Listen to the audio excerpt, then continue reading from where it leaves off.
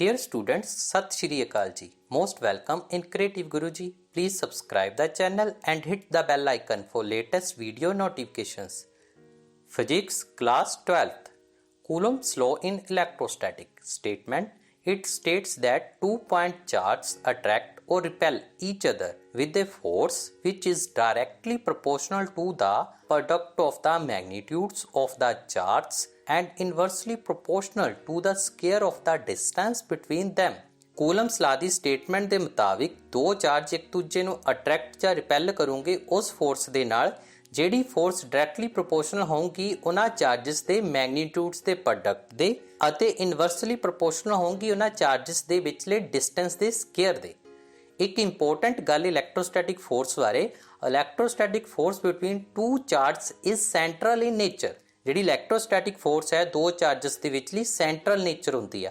ਹੁਣ electrostatic force ਦੇ central nature ਦਾ ਕੀ ਮਤਲਬ ਹੈ ਜਾਂ ਫੋਰਸ ਦੇ ਸੈਂਟਰਲ ਨੇਚਰ ਦਾ ਕੀ ਮਤਲਬ ਹੁੰਦਾ ਹੈ? ਅ force which acts along the line joining the centers of two interacting objects is called a central force.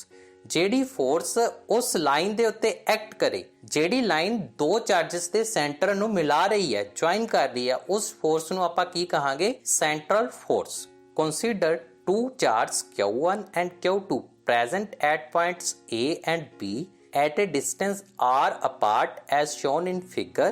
Then force between the two charges F proportional Q1 Q2. ਇਹਨੂੰ equation number 1 ਪਾ ਲੈਣਾ। F proportional 1/r square, ਇਹਨੂੰ equation number 2 ਪਾ ਲੈਣਾ। ਇਹ ਦੋਨੋਂ ਹੀ equation statement ਨੂੰ ਪੂਰੀ ਤਰ੍ਹਾਂ ਜਸਟੀਫਾਈ ਕਰ ਰਹੀਆਂ। ਸਟੇਟਮੈਂਟ ਦੇ ਵਿੱਚ ਅਸੀਂ ਕਿਹਾ ਸੀਗਾ ਕਿ ਜਿਹੜੀ ਫੋਰਸ ਹੈ ਉਹ ਡਾਇਰੈਕਟਲੀ ਪ੍ਰੋਪੋਰਸ਼ਨਲ ਹੋਊਗੀ product of magnitude of the charge. First equation ਦੇ ਵਿੱਚ F ਪ੍ਰੋਪੋਰਸ਼ਨਲ ਕਿਹਦੇ ਆ? Q1 Q2 ਦੇ। ਹੁਣ Q1 Q2 ਕੀ ਸੀਗਾ? ਚਾਰਜ। ਨਾਲ ਅਸੀਂ ਸਟੇਟਮੈਂਟ ਦੇ ਵਿੱਚ ਕੀ ਕਿਹਾ ਸੀਗਾ? ਜਿਹੜੀ ਫੋਰਸ ਹੈ inversely proportional to the square of the distance between them। ਹੁਣ ਸੈਕੰਡ ਇਕੁਏਸ਼ਨ ਦੇ ਵਿੱਚ ਕੀ ਹੈ? F proportional 1/r square। ਠੀਕ ਹੈ, ਕੋਈ ਵੀ ਇਕੁਏਸ਼ਨ ਜਦੋਂ 1 ਦੇ ਵਿੱਚ ਪਈ ਹੁੰਦੀ ਤਾਂ ਉਹ ਇਨਵਰਸਲੀ ਪ੍ਰੋਪੋਰਸ਼ਨਲ ਹੁੰਦੀ ਹੈ।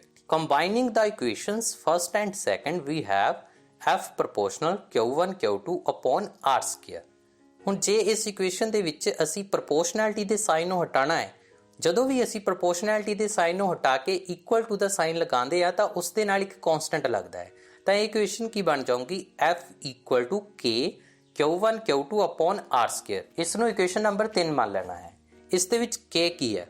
where K is the constant of proportionality। ਹੁਣ ਇਸ ਦੀ ਵੈਲਿਊ ਕਿਤੇ ਡਿਪੈਂਡ ਕਰਦੀ ਹੈ? Its value depends first one nature of medium in which charges are isolated.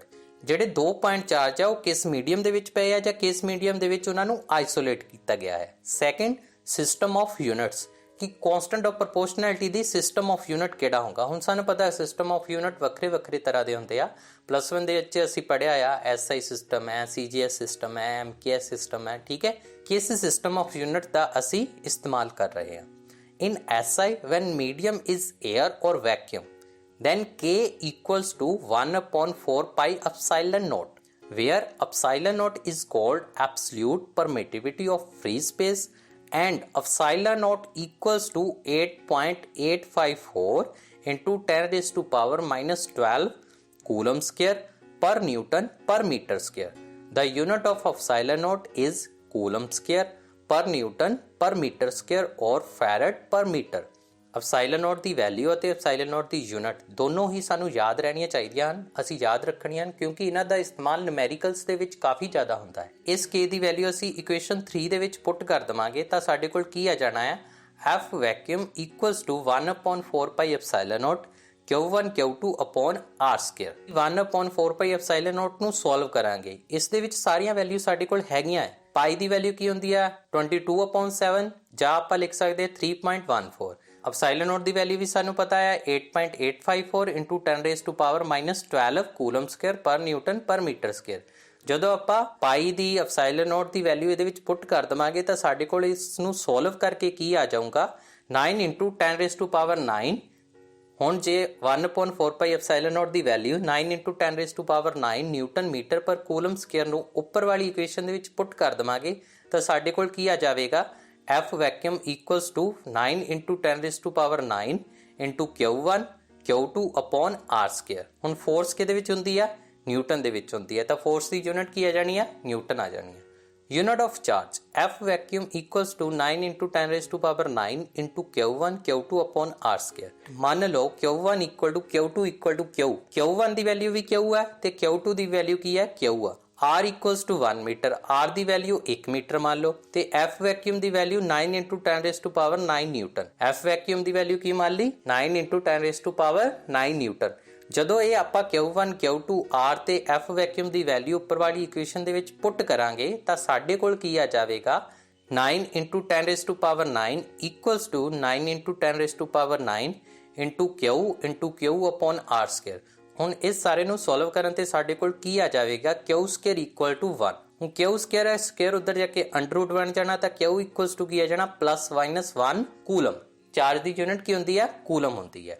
ਜੇ ਅਸੀਂ ਕੂਲਮ ਨੂੰ ਡਿਫਾਈਨ ਕਰੀਏ, ਡੈਫੀਨੇਸ਼ਨ ਕੀ ਆਊਗੀ ਕੂਲਮ ਦੀ, 1 coulomb is that charge which repels an equal and similar charge with the force of 9 into 10 raised to power 9 Newton when placed in vacuum or air at a distance of 1 meter from it। ਕਿ ਇੱਕ coulomb ਉਹ charge ਹੋਊਗਾ ਜਦੋਂ ਦੋ charge ਇੱਕ ਦੂਜੇ ਨੂੰ repeal ਕਰਨਗੇ, ਕਿਸ ਫੋਰਸ ਦੇ ਨਾਲ, 9 into 10 raised to power 9 Newton ਦੇ ਨਾਲ, ਤੇ ਇਹ ਵੈਕਿਊਮ ਦੇ ਵਿੱਚ ਜਾਂ 에ਅਰ ਦੇ ਵਿੱਚ 1 ਮੀਟਰ ਦੇ ਡਿਸਟੈਂਸ ਦੇ ਉੱਤੇ ਪਏ ਹੋਣਗੇ। In electrostatic CZS system, the unit of charge is known as electrostatic unit of charge, E.S.U, ESU unit of charge. It is also called stat coulomb. 1 coulomb equals to 3 into 10 raised to power 9 stat coulomb. Now move to the properties of Coulomb's law. The force is conservative in nature। ਕਿ ਜਿਹੜੀ ਦੋ charges ਵਿਚਲੀ force ਹੈ ਉਹ conservative nature ਦੀ ਹੁੰਦੀ ਹੈ। Second one, the range of Coulomb's force is infinite। ਕਿ ਜਿਹੜੀ ਕੂਲਮ ਫੋਰਸ ਦੀ ਰੇਂਜ ਹੈ ਉਹ ਇਨਫਾਈਨਾਈਟ ਹੁੰਦੀ ਹੈ, ਅਨੰਤ ਹੁੰਦੀ ਹੈ। There are certain limitations of Coulomb's law. First one, the charge must be stationary। ਜਿਹੜਾ ਚਾਰਜ ਹੈ ਜਾਂ ਇਲੈਕਟ੍ਰਿਕ ਚਾਰਜ ਅਸੀਂ ਕੂਲਮਸ ਲਾਅ ਦੇ ਲਈ ਲੈਣੇ ਆ, ਉਹ ਸਟੇਸ਼ਨਰੀ ਹੋਣੇ ਚਾਹੀਦੇ ਆ, ਰੈਸਟ ਪੋਜੀਸ਼ਨ ਦੇ ਉੱਤੇ ਪਏ ਹੋਣੇ ਚਾਹੀਦੇ ਆ, ਠੀਕ ਹੈ, ਉਹ ਮੂਵ ਨਹੀਂ ਕਰਦੇ ਹੋਣੇ ਚਾਹੀਦੇ। Second, charge must B point charge. ਜਿਹੜੇ ਚਾਰਜ ਹੈ ਉਹਨਾਂ ਦਾ ਸਾਈਜ਼ ਪੁਆਇੰਟ ਚਾਰਜ ਚਾਹੀਦਾ ਹੈ, ਉਹਨਾਂ ਦਾ ਚਾਰਜ ਲਾਰਜ ਨਹੀਂ ਚਾਹੀਦਾ। ਇਹ ਲਾਅ ਸਿਰਫ ਪੁਆਇੰਟ ਚਾਰਜ ਦੇ ਉੱਤੇ ਹੀ ਐਪਲੀਕੇਬਲ ਹੁੰਦਾ ਹੈ। Now move to the next topic, relative permittivity or dielectric constant। It is the property of the medium that determines the strength of net electrostatic force in the medium। It is found that net electrostatic force becomes less when charges are kept in a medium over than a vacuum। Relative permittivity ਜਾਂ dielectric constant property ਹੈ ਕਿਸੇ ਵੀ medium ਦੀ, ਜਿਹੜੀ ਕਿ strength of electrostatic force ਨੂੰ determine ਕਰਦੀ ਹੈ ਕਿਸੇ ਵੀ medium ਦੇ ਵਿੱਚ। ਇਹ ਦੇਖਣ ਦੇ ਵਿੱਚ ਆਉਂਦਾ ਹੈ ਜਿਹੜੀ ਨੈਟ ਇਲੈਕਟ੍ਰੋਸਟੈਟਿਕ ਫੋਰਸ ਹੈ ਉਹ ਮੀਡੀਅਮ ਦੇ ਵਿੱਚ ਘੱਟ ਹੋ ਜਾਂਦੀ ਹੈ ਐਜ਼ ਕੰਪੇਅਰ ਟੂ ਵੈਕਿਊਮ ਦੇ। Definition of relative permittivity. Relative permittivity or dielectric constant of a medium may be defined as the ratio of the force between two charges placed at a certain distance apart in air to the force between the same two charges placed the same distance apart in that medium। Relative permittivity ਦੋ forces ਦੀ ratio ਆ। ਇੱਕ ਵਾਰੀ force ਲੈਣੀ ਆ ਦੋ charges ਦੀ ਜਦੋਂ ਦੋ charge certain distance ਦੇ ਉੱਤੇ 에ਅਰ ਦੇ ਵਿੱਚ ਪਏ ਹੋਣਗੇ ਅਤੇ ਦੋਨੋਂ ਹੀ ਚਾਰਜ ਸੇਮ ਡਿਸਟੈਂਸ ਦੇ ਉੱਤੇ ਕਿਸੇ ਮੀਡੀਅਮ ਦੇ ਵਿੱਚ ਪਏ ਹੋਣਗੇ। ਜਦੋਂ ਇਹਨਾਂ ਦੋ ਚਾਰਜਸ ਦੀ ਅਸੀਂ ਰੇਸ਼ੋ ਲਵਾਂਗੇ ਤਾਂ ਸਾਡੇ ਕੋਲ ਕੀ ਅਬਟੇਨ ਹੋ ਜਾਊਗੀ, ਰਿਲੇਟਿਵ ਪਰਮਿਟਿਵਿਟੀ ਜਾਂ ਡਾਇਲੈਕਟ੍ਰਿਕ ਕਾਂਸਟੈਂਟ। ਰਿਲੇਟਿਵ ਪਰਮਿਟਿਵਿਟੀ ਨੂੰ ਅਸੀਂ ਐਪਸਾਈਲਨ ਆਰ ਦੇ ਨਾਲ ਡਿਨੋਟ ਕਰਦੇ ਆ, ਡਾਇਲੈਕਟ੍ਰਿਕ ਕਾਂਸਟੈਂਟ ਨੂੰ ਕੇ ਲਿਖਦੇ ਆ। ਸੋ epsilon r or k equals to F vacuum upon F medium। When charge is placed in air, then F vacuum equals to 1 upon 4 pi epsilon naught Q1 Q2 upon R square। इसनों equation 1 मान लेना है। When charge is placed in medium, F medium equals to 1 upon 4 pi epsilon Q1 Q2 upon R square। इसनों equation 2 मान लेना। ਦੇਖੋ first ਤੇ second equation ਦੇ ਵਿੱਚ ਕੀ ਫਰਕ ਹੈ, ਜਦੋਂ ਸਾਡੇ ਕੋਲ ਚਾਰਜ ਵੈਕਿਊਮ ਦੇ ਵਿੱਚ ਪਏ ਆ ਤਾਂ ਸਾਡੇ ਕੋਲ ਐਪਸਾਈਲਨ ਨੋਟ ਆਣੀ ਆ, ਐਬਸੋਲਿਊਟ ਪਰਮਿਟਿਵਿਟੀ ਆਣੀ ਹੈ।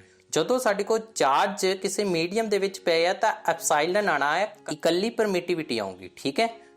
If we divide equation 1 and 2, then we obtained F vacuum upon F medium equals to epsilon upon epsilon naught। Then using equation 3, it becomes F medium equals to 1 upon K F vacuum।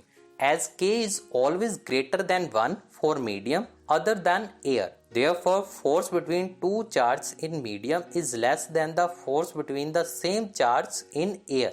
In other words, we can also say that when system is placed in medium, forces of interaction decreases. K the value ਹਮੇਸ਼ਾ ਹੀ 1 ਤੋਂ ਜ਼ਿਆਦਾ ਹੁੰਦੀ ਹੈ ਕਿਸੇ ਵੀ medium ਦੇ ਲਈ air ਤੋਂ ਇਲਾਵਾ। ਹੁਣ ਜੇ ਅਸੀਂ ਫੋਰਸਿਸ ਦੀ ਗੱਲ ਕਰੀਏ ਤਾਂ ਉੱਪਰ ਵਾਲੀ ਇਕੁਏਸ਼ਨ ਦੇ ਵਿੱਚ ਜੇ K ਦੀ ਵੈਲਿਊ ਜ਼ਿਆਦਾ ਹੋਊਗੀ 1 ਤੋਂ ਤਾਂ ਨੈਚੁਰਲੀ ਹੈ ਜਿਹੜੀ ਫੋਰਸ ਹੈ ਮੀਡੀਅਮ ਦੇ ਵਿੱਚ ਉਹ ਹਮੇਸ਼ਾ ਕੀ ਹੋਊਗੀ, ਘੱਟ ਹੋਊਗੀ ਫੋਰਸ ਜਿਹੜੀ 에ਅਰ ਦੇ ਵਿੱਚ ਹੈ। ਇਸ ਨੂੰ ਅਸੀਂ ਇਸ ਤਰ੍ਹਾਂ ਵੀ ਕਹਿ ਸਕਦੇ ਹਾਂ, ਜਦੋਂ ਸਿਸਟਮ ਕਿਸੇ ਮੀਡੀਅਮ ਦੇ ਵਿੱਚ ਪਿਆ ਹੋਊਗਾ ਤਾਂ ਜਿਹੜੀ ਫੋਰਸ ਹੈ ਇੰਟਰੈਕਸ਼ਨ ਦੀ ਤਾਂ ਉਹ ਕੀ ਕਰੂਗੀ, ਘਟੂਗੀ, ਡਿਕਰੀਜ਼ ਹੋਵੇਗੀ। In this video or lecture, we will learn about Coulomb's law in electrostatic and relative permittivity or dielectric constant.